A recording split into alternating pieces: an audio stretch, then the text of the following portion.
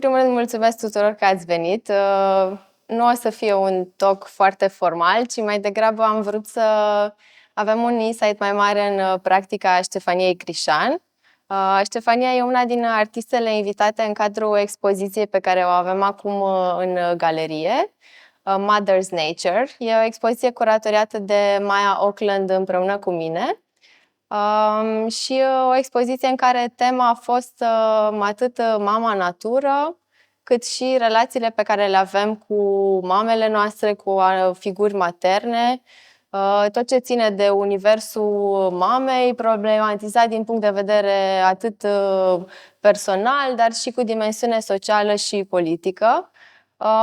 Mulțumim tare mult, Ștefania, pentru că ai acceptat invitația și pentru că ne-ai prezentat acest performance, Reverse the Entropy. Este un performance care e parte dintr-un proiect mai amplu, despre care Ștefania o să ne povestească mai mult. În primul rând, mulțumesc pentru performance. M-am bucurat mult să... Mulțumesc mult și eu. Mă bucur să pot să-l fac în România.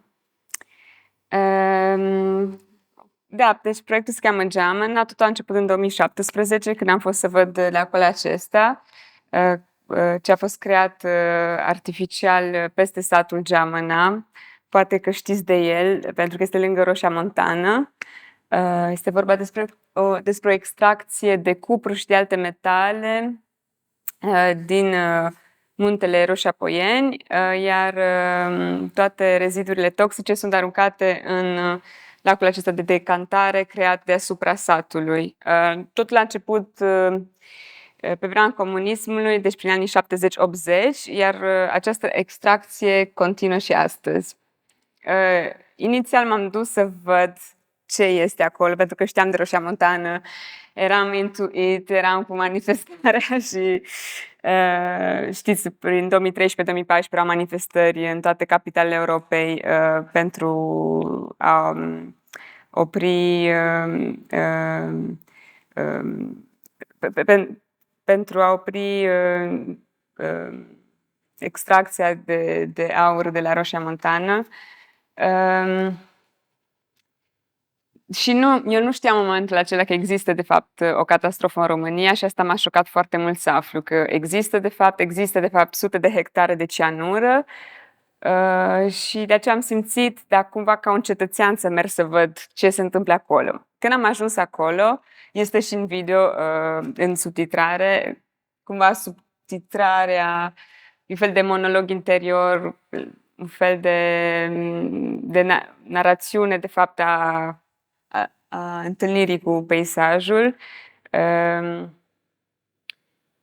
Acum am ajuns acolo, am văzut panourile că este interzis să mergi acolo.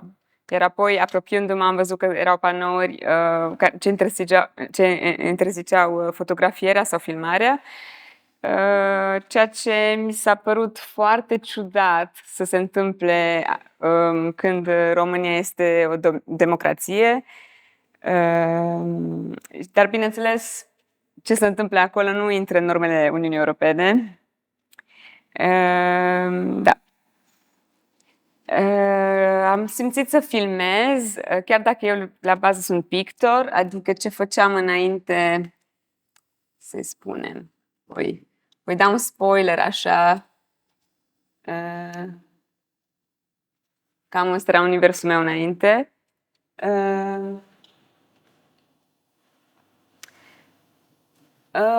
Am simțit să filmez, n-am avut repiet când am filmat, de aceea imaginea tremură, iar apoi eram foarte supărată, fac primul meu video, e așa lame, tremură camera, tremură imaginea, dar apoi mi-am dat seama că nu, că de fapt acest tremur reprezintă cel mai bine experiența sublimului atunci când te confrunți cu ceva ce este frumos și terifiant în același timp. Pentru că, de fapt, acest lac este ca o pictură de sute de hectare, foarte frumos vizual, dar foarte terifiant și pune multe probleme în legătură cu relația noastră cu natura, relația noastră cu pământul. unde s-a tăiat această relație și da. Există și am observat și în performance și în video, există un element care are legătură cu spiritualitatea foarte puternic și mă întrebam dacă asta e ceva ce ai căutat de la început sau a venit pe parcurs în momentul în care ai fost acolo și te-a frapat un anumit lucru legat de context. Cum vezi relația asta? Poate și în general în practica ta, dar întâi legat de de geamăna. Da, păi doar această imagine care am vrut să evidențiez, în care vedem turla bisericii ce străpunge suprafața lacului, mi se pare un simbol foarte puternic legătură cu unde suntem astăzi din punct de vedere spiritual, sau pune probleme și întrebări în legătură cu acest subiect. Nu am vrut ca proiectul să aibă niciun fel de dogmă, chiar dacă acel cântec este inspirat de un cântec religios, dar este transformat, luat o frază, transformat foarte mult, devine un fel de mantră aproape indiană, apoi această fel de mandală. Uneori iese mandală, alteori nu prea iese, dar un fel de mandală ce poate duce cu gândul la călugării tibetani. Deci ar putea fi mai multe referințe din spiritualități diferite, dar în același timp nu are niciun fel de dogmă și pur și simplu vreau să vorbesc despre relația noastră sacră cu pământul și da, cumva pentru a întreba de ce această legătură s-a tăiat, iar nu vreau să critic neapărat știința, doar că mi se pare că suntem într-un moment unde pământul sau animalele sunt folosite într-un mod foarte lipsit de respect și cumva aș vrea să aduc aminte acest proiect că suntem de fapt parte din tot și suntem în legătură cu... Da, că se creează o legătură, da, universală, aș zice, cumva, între elementele astea. Mă întrebam, de asemenea, dacă vrei să ne spui câte ceva despre titlul performance-ului. Deci dacă proiectul se numește Jamana, el are 3 capitole. Da. Primul și care include performance-ul Reverse the Entropy, pentru că știu că e vorba de acest univers utopic, într-un fel, la care tu faci referire și la procesul acesta. Da, are o parte de utopie proiectul, în ideea că în performance, cum ne imaginăm că întoarcem timpul, că întoarcem această distrugere, că revenim la un stadiu vital al lacului. La început era harta lacului văzut din Google Map, iar cu această sferă de pământ o transformăm în altceva, o transformăm într-o formă mai haotică sau mai vitală. În a imagina că putem vindeca acest spațiu. Bineînțeles, este o intenție utopică, dar cumva fascinantă pentru mine. Și entropie, cum orice sistem, la un moment dat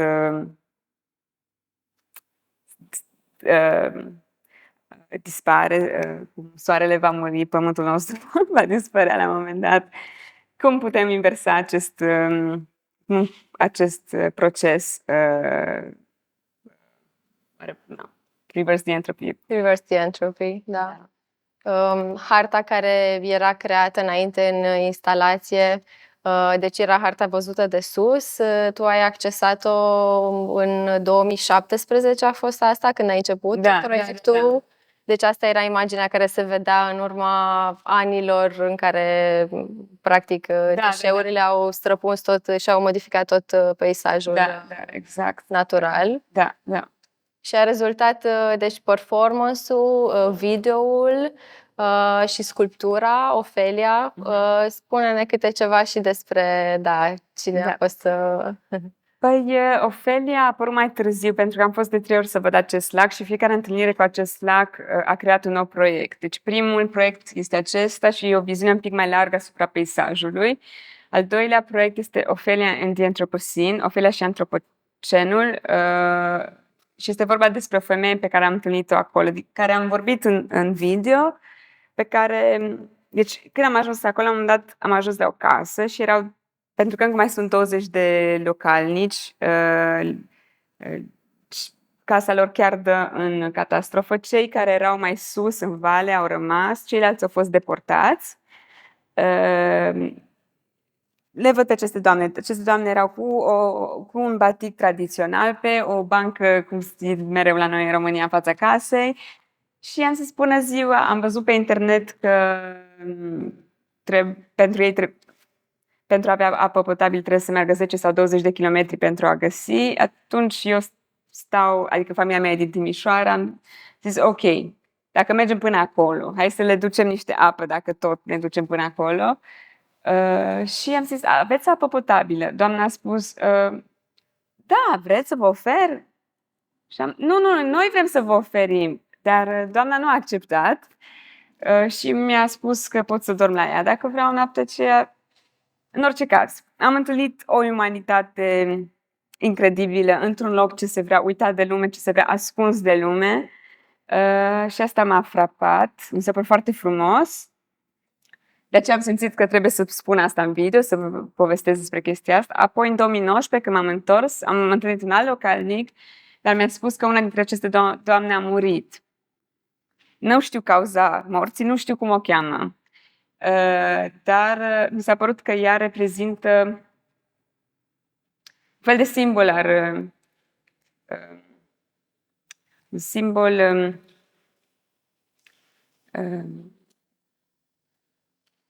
Poate al mamei natură. poate al mamei natură, dar și a rezistenței că ea a rămas acolo și și-a păstrat umanitatea asta frumoasă.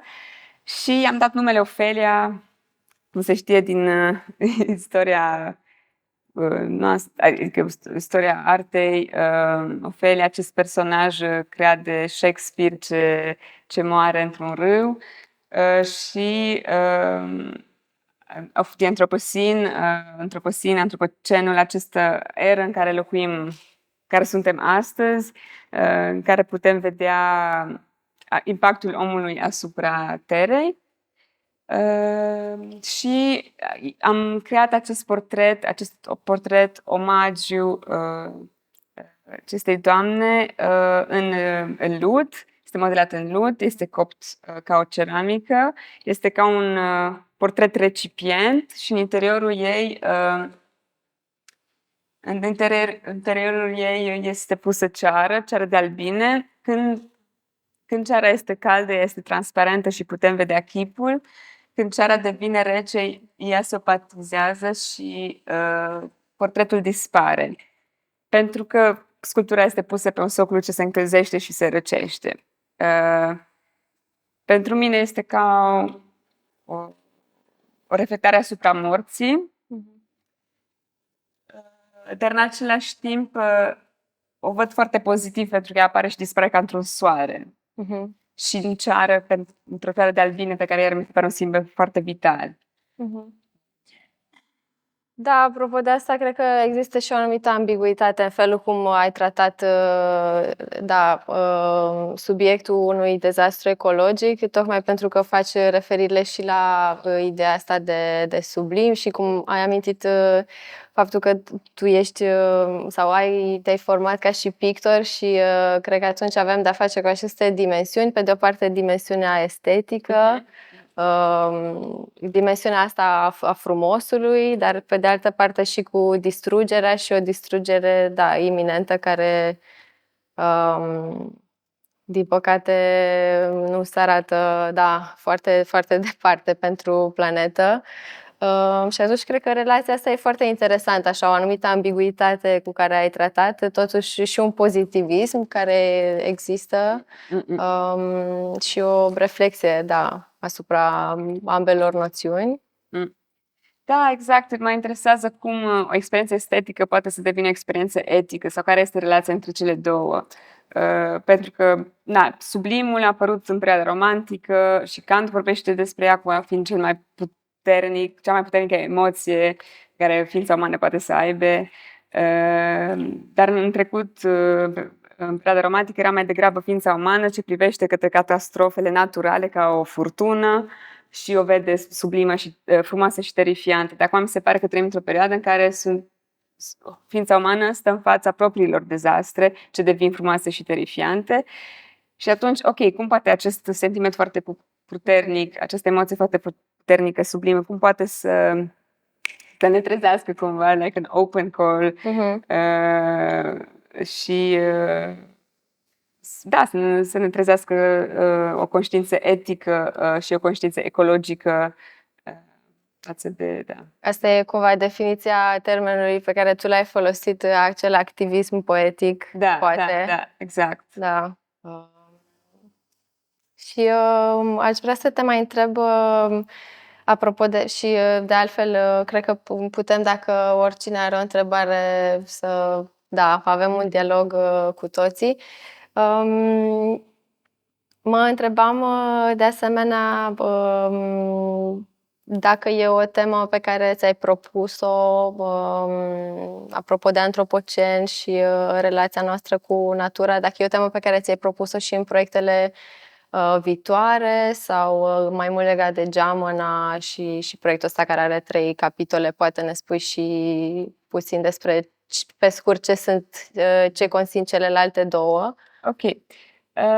Da, clar, era antropocen este mereu prezent în proiectele mele, precum și atitudinea ritualică și interesul pentru trecut, interesul pentru practicile trecute, interesul pentru ființele celor locuit pe pământ înainte.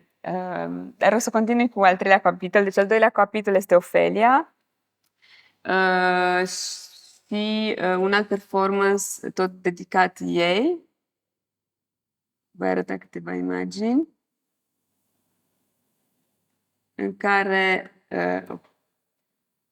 care devin cumva ea, iau batic cu niște plante ce cresc pe marginea lacului,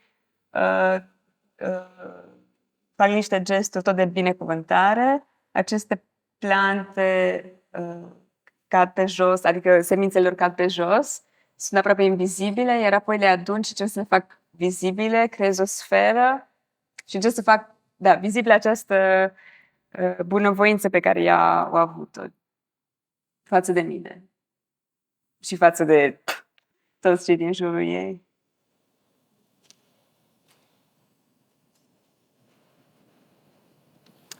Iar al 3-lea capitol îl cheamă Lumea pierdută.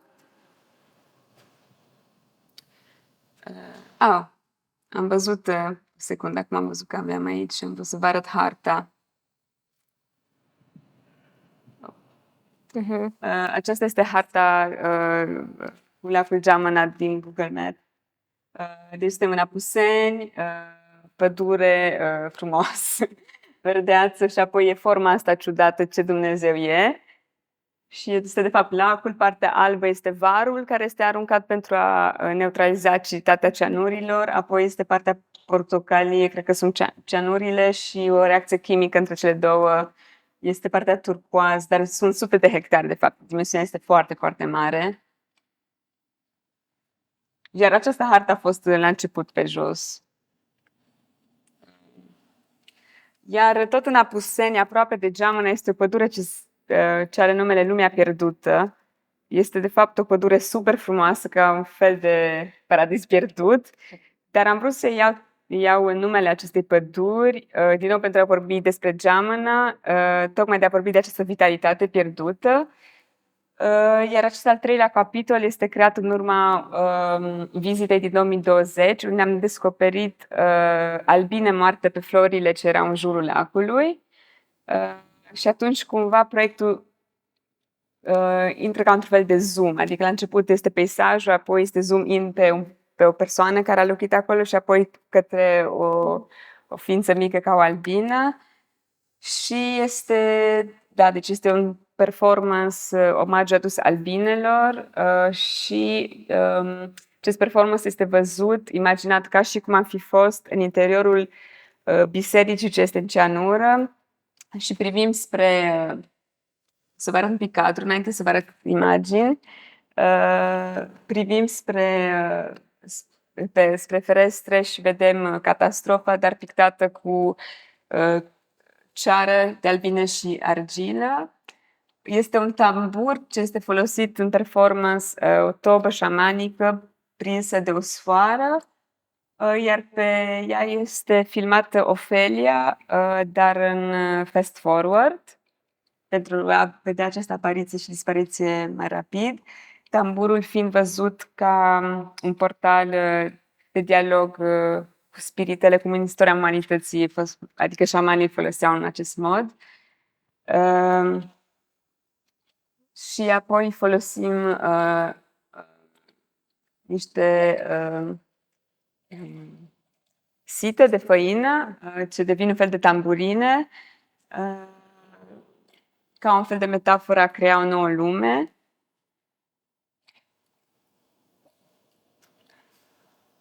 Și apoi este și instalată o piatră inimă pe care este pusă, pe care se prelinge miere,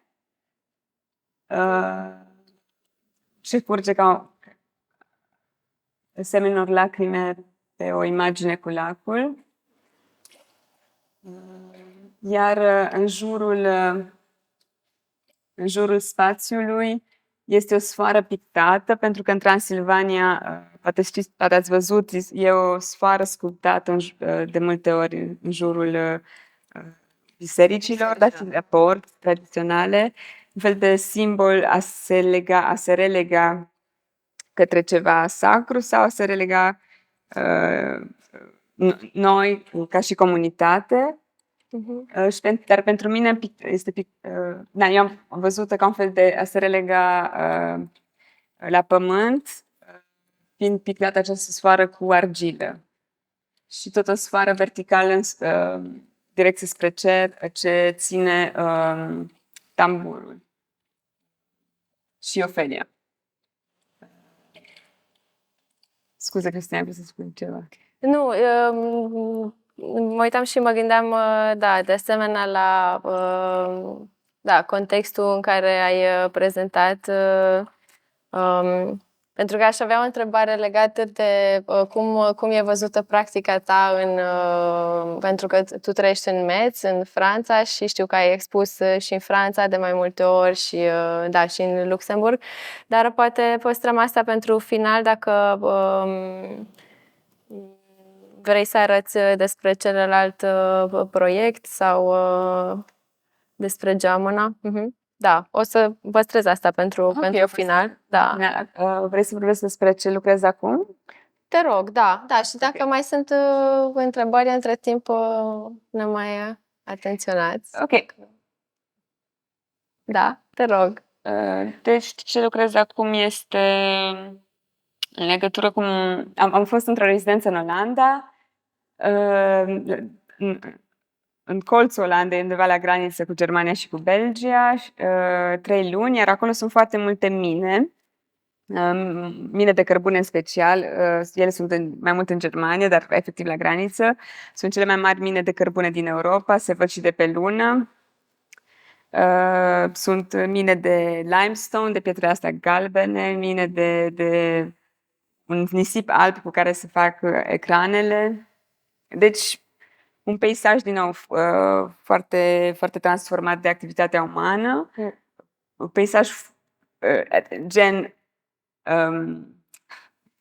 sunt dealuri ce au apărut, dealuri ce au dispărut prin activitatea de minerit, lacuri ce au apărut, iar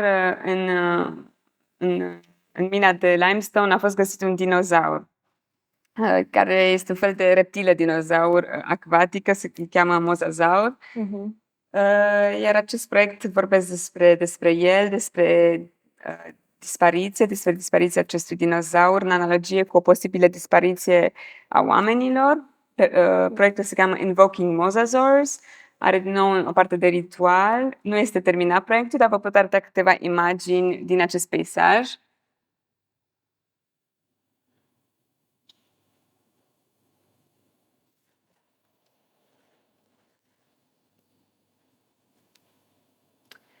și câteva imagini din videoul pe care pe care lucrez acum.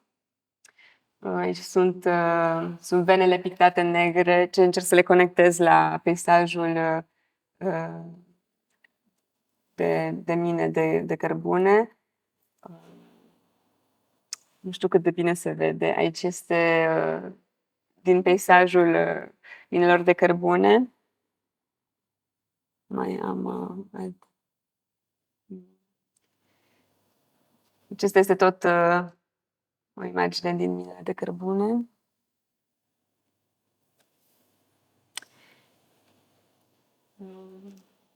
Aici a fost găsit, aici este peisajul minelor de limestone și parte din performanțul realizat acolo.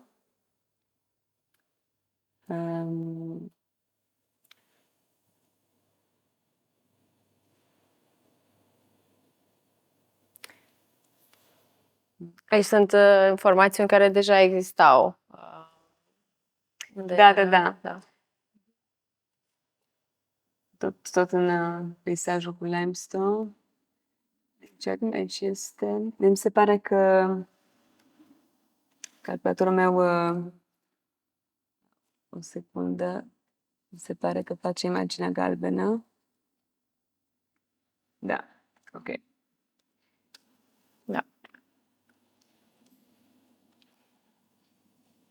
Și este o parte mai ezoterică a proiectului. Este vorba de un channeling a unui spirit în peisajul acesta de unde a fost găsit dinozaurul. Adică am fost într-o stare de channeling. Nu știu, e foarte ciudat de vorbit despre asta, dar în care s-a întâmplat să fiu posedată de un spirit în acest peisaj, ce m-a învățat anumite gesturi și anumite mudre de vindecare și ele au devenit cumva parte din coreografia finală, parte din performance pe care îl creez acum.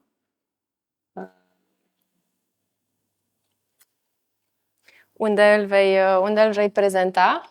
Noul proiect urmează să... Deocamdată în 3 locuri, în Berlin, în Olanda și în Belgia, la muzeu. Pentru că această rezidență era o colaborare între un muzeu din Belgia și din Olanda. Și va fi și o parte de performance similar cu ce ai făcut aici în cadrul instalației sau este doar vorba de video? Este tot un video performance. Video performance și va fi în cadrul unui festival de performance. Da, mi se pare foarte interesant cum se conectează, cele două și cum legi elementele astea în mod diferit. Vă rog dacă sunt curiozități apropo de proiect sau apropo de practica Ștefaniei, cred că ăsta ar fi un moment bun. Cu maxim curaj. Suntem într-un grup mic. Sau eu aș fi curioasă să știu dacă este careva care a auzit de Geamăna dinainte. Ok.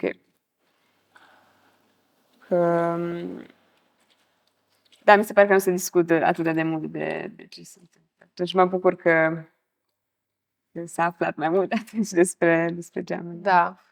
Da, și știu că a fost acea imagine, adică cu turla bisericii pe care, ai surprins-o și tu și a circulat în presă și... Dar apoi, informația s-a dat la fund cum ar fi și s-a pierdut oarecum sau nu cum ai spus și tu, e un sit interzis, adică nu poți să mergi acolo și clar nu e încurajat. Da. Probabil că este și, destul de, nu știu ce ți-au povestit și oamenii de acolo, cred că e destul și de periculos adică dacă iei contact cu apa, nu e, și probabil de asta, dar da, mă bucur că sub forma unor proiecte există mai mult. Da. Apropo de asta, eu aș avea o ultimă întrebare, dacă nu sunt și poate după mai povestim așa one-on-one cu tine. Aș fi curioasă cum a fost primit proiectul în alte contexte, pentru că știu că l-ai mai arătat în 5 alte țări. Mai puțin, poate, da, în România. Știu că a fost la Timișoara odată și... Da, a fost la Timișoara, a fost și la București altădată, dar a fost pe vremea COVID-ului și pandemie. Da, pandemie, foarte puțini oameni la NAG. Scuze că... spuneam de alte contexte unde ai prezentat proiectul, cum a fost primit și care a fost foarte bine primit, foarte, foarte bine primit. Și tot proiectul Geamăn a și primit un premiu la Luxemburg, de aceea am aceste cataloge care s-au creat în cadrul acestui premiu. Este un premiu, da, pentru tineri artiști, încât știu și... Da, felicitări pentru el. Putem să mai răsfoim cartea și sunt și alte proiecte de ale tale acolo. Eu îți mulțumesc foarte mult. Mersi și eu. Sper să ne mai revedem și cu alte ocazii. Sper să mai revii în România, să mai existe și alte proiecte, expoziții și da, vă invit să mai vorbim cu Ștefania și în afara acestei discuții. Mersi încă o dată! Mersi!